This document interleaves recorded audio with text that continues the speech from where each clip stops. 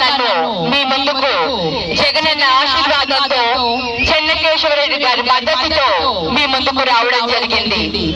మరి ఈ రోజు ఏదైతే మీరందరూ అవకాశం ఇస్తే ఎమ్మెల్యేగా నన్ను ఆశీర్వదిస్తే మరి మన ఎమ్మిగనూరు పట్టణాన్ని ఒక ఆదర్శ పట్టణంగా తీర్చిదిద్దుకుందామని మీ అందరికీ కూడా తెలియజేస్తున్నాను.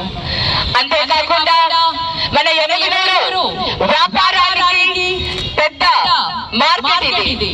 ఈ మార్కెట్ ని ఇంకా డెవలప్ చేసుకొని మరి రైతులకు కానివ్వండి, సంతకొచ్చే కూరగాయల మార్కెట్లు కానివ్వండి, రైతులకి మార్కెట్లు కానివ్వండి, ఇవన్నీ కూడా ఆధునీకరణ చేసుకునే విధంగా ఇంకా మార్కెట్ ని డెవలప్ చేసుకునే అవసరం మనకు చాలా ఉంది.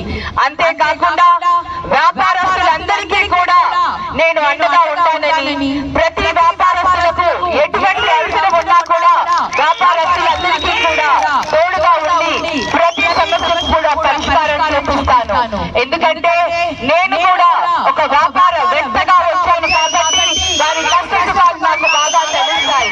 సో ఇవన్నీ కూడా మన ఎమ్మిగనూరు పట్టణాన్ని, మన ముందరే ఉన్న మాసాని సోమప్ప తాతగారు ఏ విధంగా అభివృద్ధి చేశారో అదే విధంగా మన పట్టణాన్ని అభివృద్ధి చేసుకుందాం.